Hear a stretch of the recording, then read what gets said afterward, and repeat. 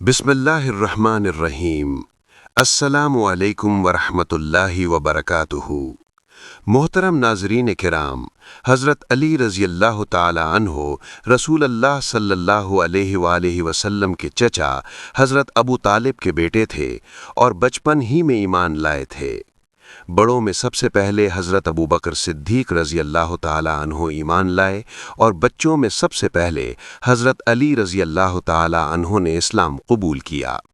جب رسول کریم صلی اللہ علیہ وآلہ وسلم نے مکہ سے ہجرت فرما کر مدینہ جانے لگے تو آپ صلی اللہ علیہ وآلہ وسلم نے حضرت علی رضی اللہ تعالی عنہ کو اپنے بستر پر سلایا اور کفار مکہ کی امانتیں ان کے حوالے کیں۔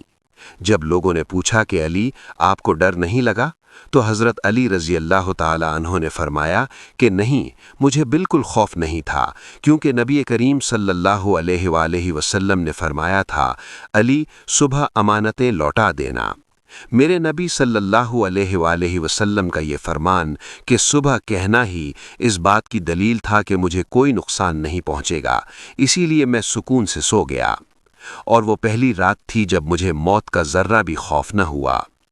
حضرت سعد بن ابی وقاص رضی اللہ تعالی عنہ بیان کرتے ہیں کہ جب رسول اللہ صلی اللہ علیہ وآلہ وسلم غزوہ تبوک کے لیے تشریف لے جا رہے تھے تو آپ نے حضرت علی رضی اللہ تعالی عنہ کو مدینہ میں اہل بیت کی نگرانی کے لیے چھوڑا تو حضرت علی رضی اللہ تعالی عنہ نے عرض کیا، یا رسول اللہ صلی اللہ علیہ وآلہ وسلم، آپ مجھے عورتوں اور بچوں میں چھوڑ کر جا رہے ہیں؟ تو نبی کریم صلی اللہ علیہ وآلہ وسلم نے فرمایا، علی، کیا تم اس بات پر راضی نہیں کہ تم میرے ساتھ وہ مقام رکھتے ہو جو حضرت ہارون علیہ السلام کو حضرت موسیٰ علیہ السلام کے ساتھ تھا؟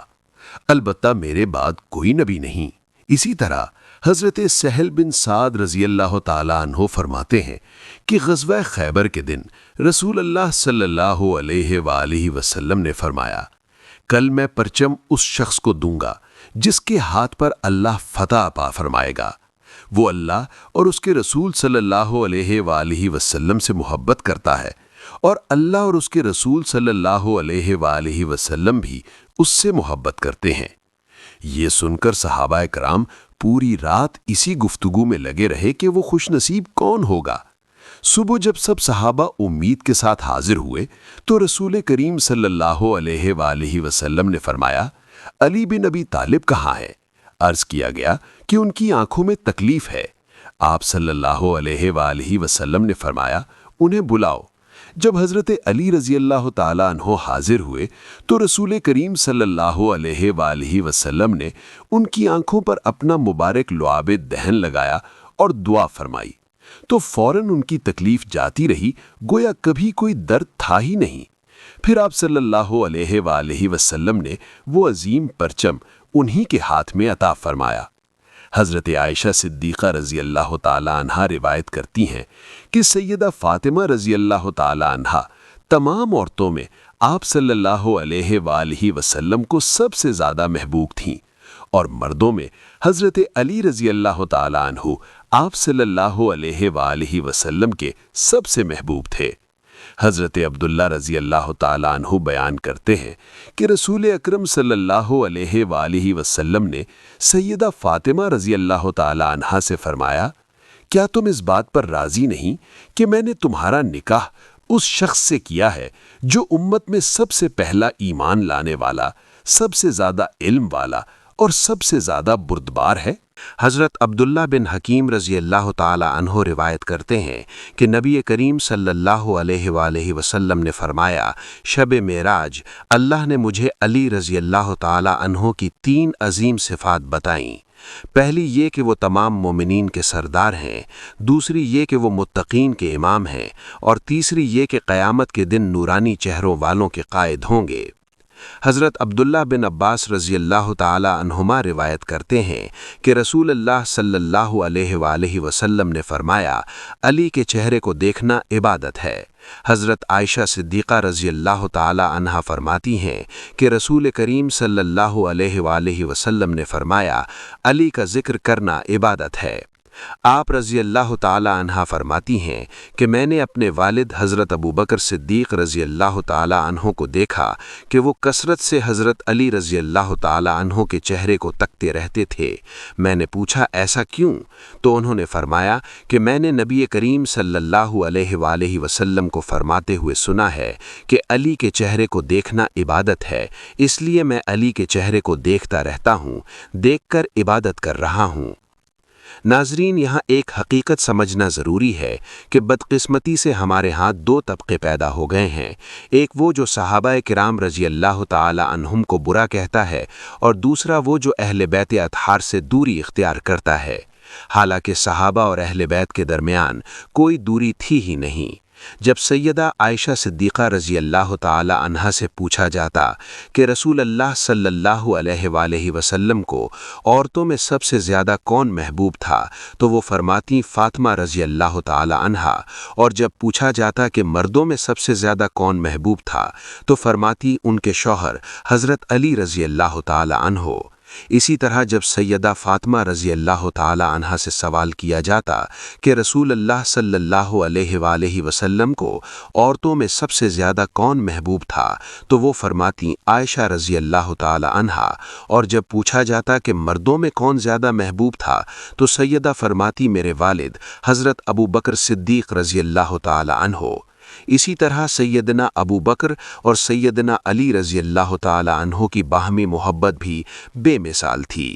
قیس بن ابی حازم رضی اللہ تعالیٰ عنہ روایت کرتے ہیں کہ ایک دن سیدنا ابو بکر صدیق رضی اللہ تعالیٰ عنہ حضرت علی رضی اللہ تعالیٰ عنہ کے چہرے کو دیکھ کر مسکرانے لگے۔ حضرت علی رضی اللہ تعالیٰ عنہ نے پوچھا، اے ابو بکر، آپ کیوں مسکرا رہے ہیں؟ سیدنا ابو بکر رضی اللہ تعالیٰ عنہ نے فرمایا، علی، میں نے اپنے آقا اور مولا رسول اللہ صلی اللہ علیہ وآلہ وسلم کو یہ فرماتے ہوئے سنا ہے کہ پل صراط سے وہی گزر کر جنت میں داخل ہوگا جسے علی وہاں سے گزرنے کا پروانہ دیں گے۔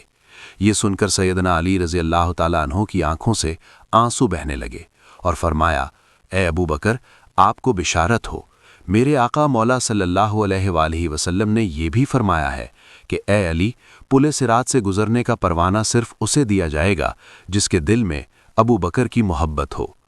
حضرت علی رضی اللہ تعالیٰ عنہ سے روایت ہے کہ عمر اہل جنت کے چراغ ہے۔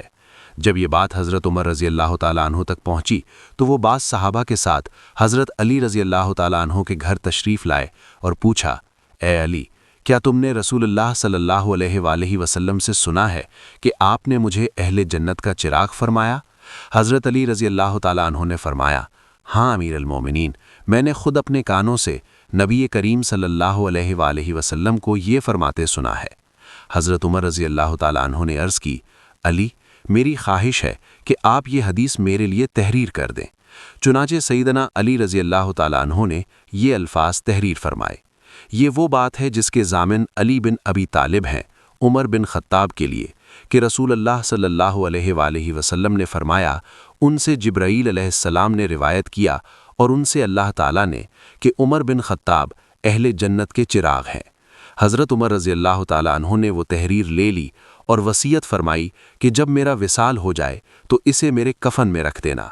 چنانچہ آپ کی شہادت کے بعد وہ تحریر آپ کے کفن میں رکھ دی گئی۔ ناظرین، یہ تھیں ان عظیم ہستیوں کی آپس کی محبت جو ہمارے لیے ایک روشن مثال ہے۔ اب واپس آتے ہیں فضائل علی رضی اللہ تعالیٰ عنہ کی طرف۔ حضرت عبداللہ بن عمر رضی اللہ تعالیٰ عنہما روایت کرتے ہیں کہ رسول رحمت نبی کریم صلی اللہ علیہ وآلہ وسلم نے صحابہ کے درمیان مواخات قائم کی تو حضرت علی رضی اللہ تعالیٰ عنہ کی آنکھوں میں آنسو آ گئے اور عرض کیا، یا رسول اللہ، آپ نے سب صحابہ کے درمیان بھائی چارہ قائم کیا لیکن میرے ساتھ کسی کو بھائی نہیں بنایا۔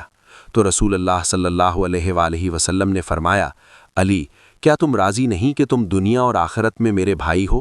یہ سن کر علی رضی اللہ تعالیٰ عنہ کی آنکھیں خوشی اور عشق سے بھر آئیں اور وہ ہمیشہ اس فضیلت پر فخر کرتے رہے۔ حضرت علی رضی اللہ تعالیٰ عنہ بیان کرتے ہیں کہ اس ذات کی قسم جس نے دانے کو پھاڑا اور جان کو پیدا کیا، دنیا اور آخرت میں میرے بھائی نبی کریم صلی اللہ علیہ وآلہ وسلم نے مجھے یہ تاکید فرمائی کہ مومن ہی مجھ سے محبت کرے گا اور منافق ہی مجھ سے بغض رکھے گا۔ حضرت سلمہ رضی اللہ تعالی عنہا فرماتی ہیں کہ رسول کریم صلی اللہ علیہ وآلہ وسلم حالت جلال میں ہوتے تھے تو کوئی شخص آپ کے سامنے گفتگو کی جرت نہیں کرتا تھا، مگر علی رضی اللہ تعالی عنہ نہایت وقار کے ساتھ کلام کرتے۔ یہ آپ کے مقام عظمت کا واضح نشان تھا۔ اور پھر دیکھیے، جب آپ خلیفہ بنے تو فتنوں نے سر اٹھایا، باغیوں نے مسلمانوں کے درمیان اختلاف بھڑکایا، جنگ ہوئی، صلح کے بعد خوارج آپ کے مقابل کھڑے ہو گئے، انہوں نے آپ کو تکلیفیں دیں، اذیتیں دیں، اور پھر بالآخر ایک سنگ دل شخص نے آپ کو شہید کر دیا۔ شہادت کے بعد حضرت امام حسن رضی اللہ تعالیٰ عنہ نے آپ کی نماز جنازہ پڑھائی اور آپ کو کوفہ میں دفن کیا، مگر آپ کی قبر مبارک کو خفیہ رکھا گیا تاکہ خوارج آپ کی بے حرمتی نہ کر سکیں۔ حضرت علی رضی اللہ تعالیٰ عنہ نے اپنی آخری گھڑیوں میں قاتل سے بھی خیر خواہی کی بات کی اور صبر و رضا کی وہ مثال قائم کی جس کی نظیر نہیں ملتی۔ ایک موقع پر آپ نے حضرت زبیر رضی اللہ تعالیٰ عنہ کی تلوار ہاتھ میں لے کر فرمایا، یہ وہ تلوار ہے جو بارہا رسول اللہ صلی اللہ علیہ وآلہ وسلم کے سامنے مصیبتوں کے بادل چیرتی رہی۔ جنگ کے دوران حضرت زبیر رضی اللہ تعالیٰ عنہ لڑے بغیر واپس چلے گئے، جس سے ان کے ساتھیوں کا حوصلہ ٹوٹ گیا اور دوپہر تک مسلسل لڑائی کے بعد انہیں شکست ہوئی۔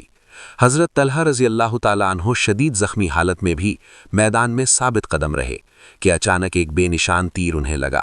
بعض روایت کے مطابق یہ تیر مروان بن حکم کا تھا جو انہی کی صف میں تھا۔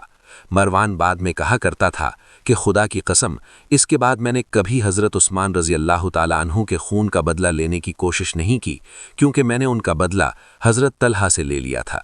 بہرحال جنگ میں مسلمانوں کو شکست ہوئی، انتشار بڑھا، اور یہ وہ دور تھا جس نے امت مسلمہ کے دلوں پر گہرے زخم چھوڑے، اور حضرت علی رضی اللہ تعالیٰ عنہ کی مظلومیت ہمیشہ کے لیے تاریخ میں رقم ہو گئی۔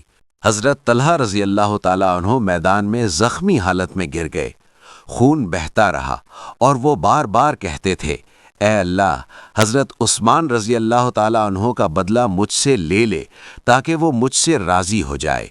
پھر انہوں نے اپنے غلام کو اشارہ کیا کہ مجھے کسی ایسی جگہ لے چلو جہاں میں ٹھہر سکوں۔ غلام بڑی مشکل سے انہیں بصرہ کے ایک ویران گھر تک لے گیا، جہاں کچھ ہی دیر بعد حضرت طلحہ رضی اللہ تعالیٰ عنہ اس دنیا سے رخصت ہو گئے۔ ادھر لوگوں نے یہ دیکھ کر سمجھا کہ لڑائی ختم ہو گئی ہے اور امیر المومنین حضرت علی رضی اللہ تعالیٰ عنہ اور ان کے ساتھیوں کو فتح حاصل ہوئی۔ حضرت علی رضی اللہ تعالیٰ عنہ نے فوراً اپنے لشکر میں اعلان کروایا کہ زخمی پر کوئی حملہ نہ کرے، بھاگنے والے کا پیچھا نہ کیا جائے، کوئی کسی کے گھر میں داخل نہ ہو، نہ کسی کے مال و اسباب پر قبضہ کیا جائے، اور نہ کسی عورت کو تکلیف پہنچائی جائے۔ انہی ہدایات میں مشغول تھے کہ اچانک شدید شور اٹھا۔ دریافت کرنے پر معلوم ہوا کہ ام المومنین حضرت عائشہ صدیقہ رضی اللہ تعالی عنہا لوگوں کو خطاب فرما رہی ہیں اور قاتلین عثمان رضی اللہ تعالی عنہ پر لعنت بھیج رہی ہیں، اور لوگ بھی ان کی ہمنوائی میں لعنت بھیج رہے ہیں۔ حضرت علی رضی اللہ تعالی عنہ نے فرمایا، یہ لوگ قاتلین عثمان پر لعنت بھیج رہے ہیں، مگر یہ خدا کی قسم، یہ تو اپنے آپ پر لعنت بھیج رہے ہیں۔ انہی لوگوں کے ہاتھوں تو حضرت عثمان بن عفان رضی اللہ تعالی عنہ شہید کیے گئے تھے۔ اے اللہ، حضرت عثمان کے قاتلوں پر لعنت ہو۔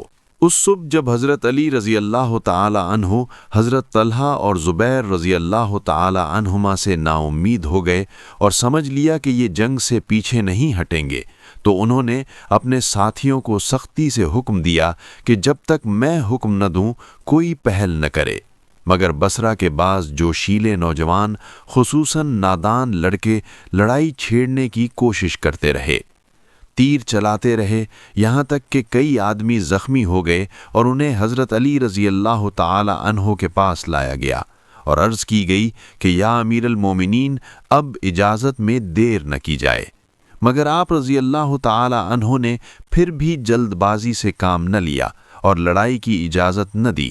لیکن جب واقعات بڑھ گئے اور دشمن مسلسل حملہ آور ہوتے رہے تو حضرت علی رضی اللہ تعالی عنہ نے کوفہ کے ایک نوجوان کو قرآن مجید تھمایا اور فرمایا، جاؤ قرآن اٹھا کر دونوں لشکروں کے درمیان کھڑے ہو جاؤ اور انہیں اللہ کی کتاب کی طرف بلاؤ، شاید ان کے دل نرم ہو جائیں اور فتنہ رک جائے۔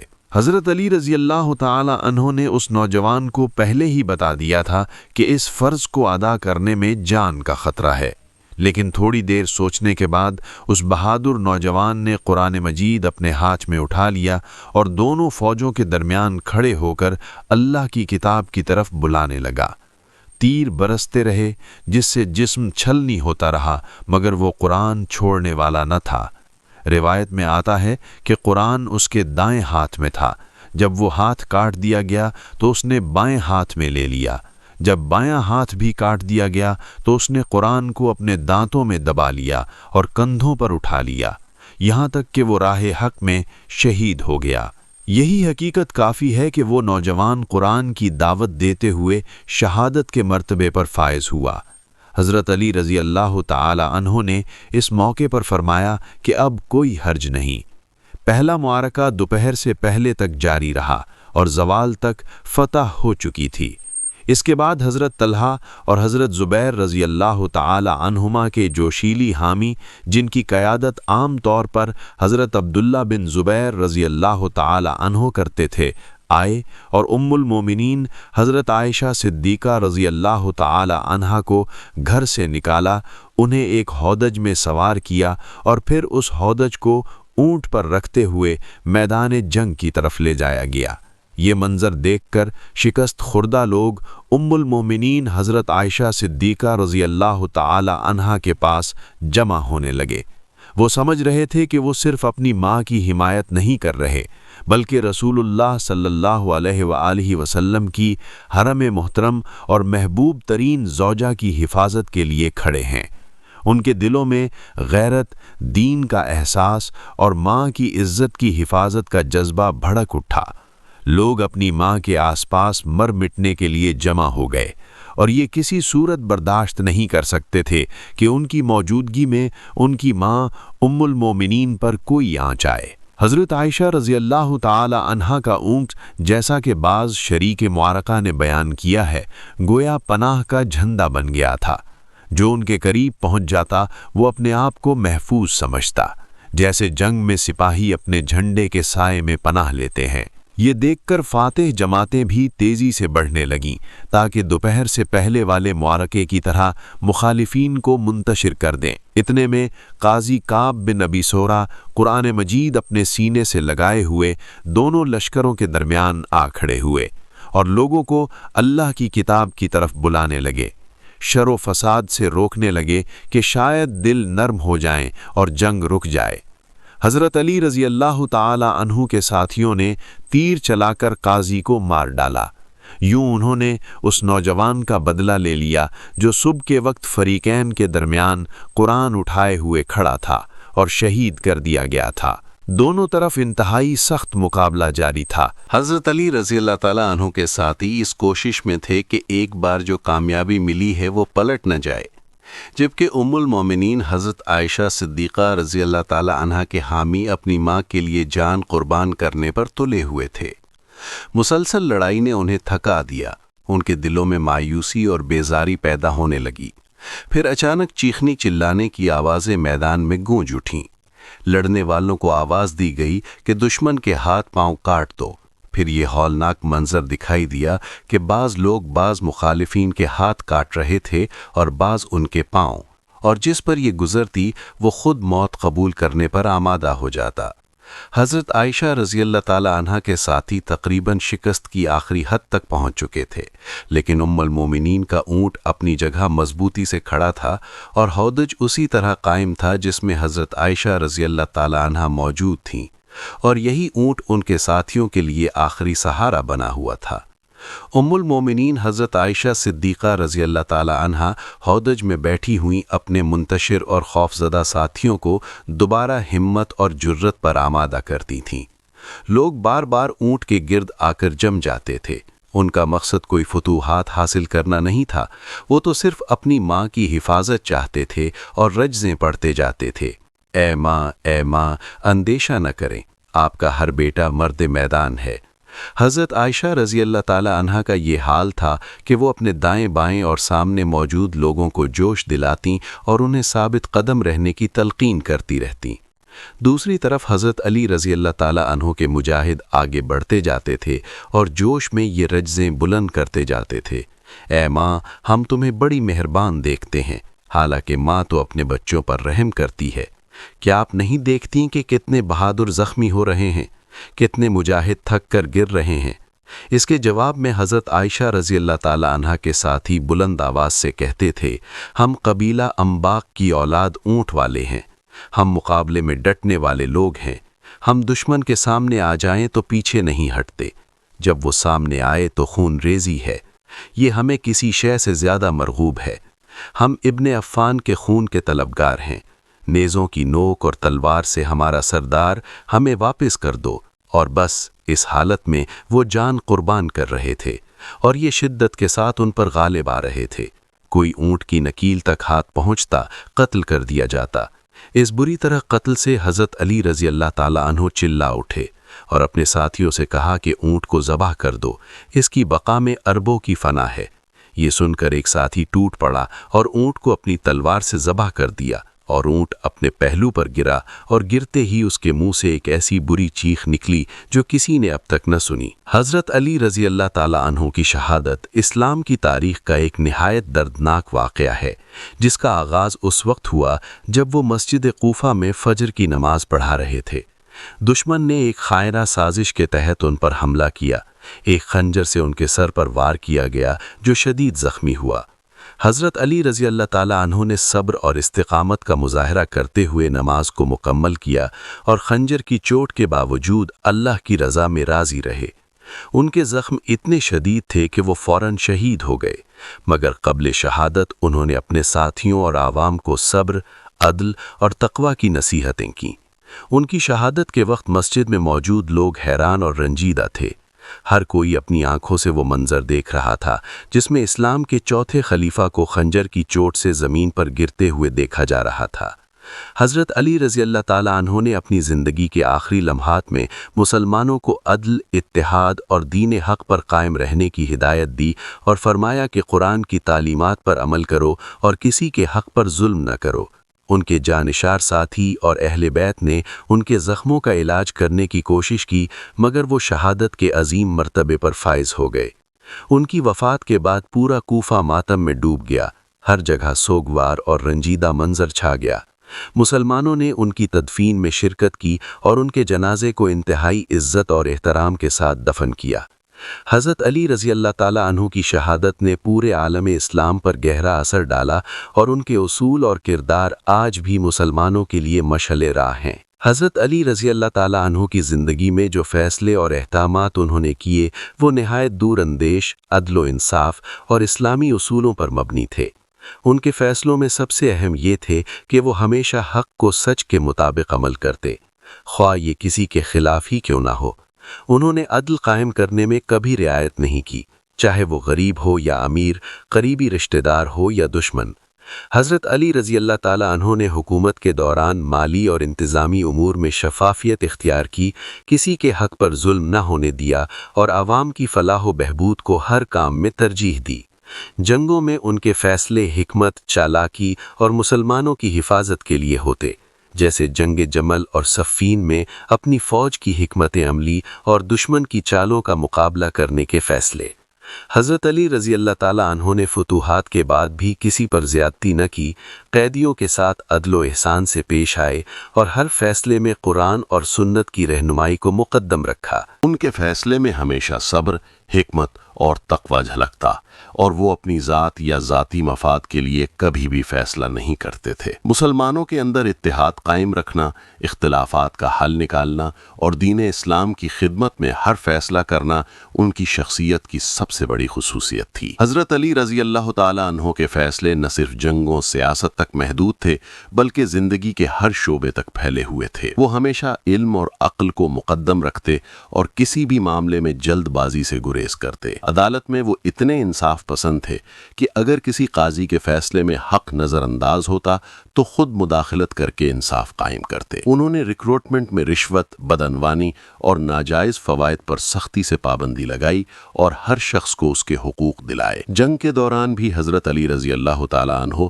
انسانی جان کی قدر کو مقدم رکھتے، دشمن قیدیوں اور شہریوں کے ساتھ نرمی برتتے اور مظلوم پر ظلم نہ ہونے دیتے۔ انہوں نے مسلمانوں کے درمیان اتحاد قائم کرنے، قبائل اور گروہوں کے اختلافات ختم کرنے، حتیٰ کہ اپنے قریبی ساتھیوں کے خلاف بھی عدل پر قائم رہنے کے فیصلے کیے۔ ان کے فیصلے میں صبر، دور اندیشی اور قرآن اور سنت کی روشنی میں غور و فکر جھلکتا۔ وہ کبھی غصے میں آ کر فیصلہ نہیں کرتے تھے۔ اخلاق، دیانتداری اور شجاعت ہمیشہ ان کے فیصلوں میں شامل رہی، اور وہ اپنے فیصلوں سے سیاسی اور روحانی رہنمائی فراہم کرتے۔ تعلیم اور تربیت پر بھی انہوں نے زور دیا اور نوجوانوں اور طلبہ کے لیے ایسے فیصلے کیے جو علم، تقوی اور اخلاق کی بنیاد پر زندگی گزارنے کی ترغیب دیتے۔ حضرت علی رضی اللہ تعالیٰ عنہ کے یہ فیصلے ہر دور کے مسلمانوں کے لیے مشعل راہ ہیں، کیونکہ وہ دنیاوی مفاد کے بجائے ہمیشہ آخرت کی کامیابی اور دین کی حفاظت کو مقدم رکھتے تھے۔ حضرت علی رضی اللہ تعالیٰ عنہ کے فیصلے ہر وقت عدل، حکمت اور تقوی پر مبنی تھے، اور وہ کبھی ذاتی مفاد یا خواہش کے لیے فیصلہ نہیں کرتے تھے۔ انہوں نے ہمیشہ مظلوم کا ساتھ دیا اور طاقتور کے ظلم کو برداشت نہیں کیا۔ کسی بھی معاملے میں وہ جلد بازی سے گریز کرتے اور ہر فیصلے میں قرآن اور سنت کی رہنمائی کو مقدم رکھتے۔ ان کی قیادت میں فوج میں نظم و ضبط اور اخلاقیات کو فوقیت دی جاتی، اور ہر سپاہی کو حق اور انصاف کے اصول سکھائے جاتے۔ حضرت علی رضی اللہ تعالیٰ عنہ نے مالی معاملات میں شفافیت قائم رکھی، خزانوں اور عوام کے وسائل میں کسی بھی قسم کی زیادتی برداشت نہیں کی۔ ان کے فیصلوں میں دشمن کے ساتھ بھی رحمت، قیدیوں کے ساتھ انصاف اور جنگی قوانین کی پابندی جھلکتی تھی۔ وہ ہمیشہ مسلمانوں کے درمیان اتحاد قائم کرنے، فتنہ فساد کو روکنے اور عدل و انصاف کی مثال قائم کرنے کے لیے حکمت اور صبر کے ساتھ فیصلے کرتے۔ حضرت علی رضی اللہ تعالیٰ عنہ نے اپنے دور میں ایسے قوانین اور احکام جاری کیے جو معاشرتی انصاف، تعلیم و تربیت، اخلاقی اقدار اور دین کی حفاظت کے لیے لازمی تھے۔ ان کے فیصلے آج بھی مسلمانوں کے لیے مشعل راہ ہیں، کیونکہ وہ ہر معاملے میں دین اور دنیا کی بھلائی، عدل اور حق پر قائم رہنے کی تعلیم دیتے ہیں، اور ان کی شخصیت سے مسلمانوں کو رہنمائی ملتی ہے۔ حضرت علی رضی اللہ تعالیٰ عنہ کے فیصلے ہر معاملے میں قرآن اور سنت کے مطابق تھے، اور وہ ہر وقت حق اور انصاف کو مقدم رکھتے۔ انہوں نے کبھی کسی کے اثر و رسوخ یا ذات کے سبب فیصلہ نہیں بدلا، بلکہ ہمیشہ عدل و تقوی کے اصول پر عمل کیا۔ انہوں نے عوامی مسائل میں سختی اور شفافیت اختیار کی، ہر کسی کے حقوق کو یقینی بنایا اور کسی کے ساتھ ظلم یا زیادتی برداشت نہ کی۔ حضرت علی رضی اللہ تعالیٰ عنہ نے فوجی حکمت عملی میں بھی انصاف اور اخلاق کو اہمیت دی، قیدیوں کے ساتھ نرمی کی اور دشمن پر فتح کے بعد کسی بھی مظلوم پر ظلم نہ ہونے دیا۔ ان کے فیصلے ہمیشہ اتحاد قائم رکھنے، فتنہ فساد ختم کرنے اور مسلمانوں کے درمیان بھائی چارہ مضبوط کرنے کے لیے ہوتے۔ انہوں نے مالی معاملات، حکومتی ذمہ داریوں اور عدالتی فیصلوں میں ہر سطح پر شفافیت اور انصاف قائم رکھا۔ رشوت، ناجائز فائدہ یا ظلم کی کوئی گنجائش نہ دی۔ حضرت علی رضی اللہ تعالیٰ عنہ نے علم، اخلاق اور تقوی کی بنیاد پر تعلیم اور تربیت کے فیصلے کیے، نوجوانوں کو حق پر قائم رہنے اور دین کے اصولوں پر عمل کرنے کی ترغیب دی۔ ان کے فیصلوں میں صبر، حکمت اور دور اندیشی کی مثال موجود تھی، اور وہ ہمیشہ دنیاوی مفاد کے بجائے آخرت کی کامیابی اور دین کی حفاظت کو مقدم رکھتے۔ حضرت علی رضی اللہ تعالیٰ عنہ کے یہ فیصلے آج بھی مسلمانوں کے لیے مشعل راہ ہیں، کیونکہ ہر فیصلہ عدل، انصاف، تقوی اور دین اسلام کی سربلندی کے لیے ہوتا۔ اللہ تعالی ہمیں نیک اعمالوں میں شامل فرمائے، آمین۔ محترم ناظرین، آپ سب سے گزارش ہے کہ اگر ویڈیو پسند آئے تو لائک ضرور کیجیے اور اپنی قیمتی رائے کا اظہار ویڈیو کے کامنٹ سیکشن میں ضرور دیجیے۔ مزید تاریخی اسلامی واقعات سننے کے لیے اس چینل کو سبسکرائب ضرور کیجیے۔ اللہ آپ کا حامی و ناصر ہو۔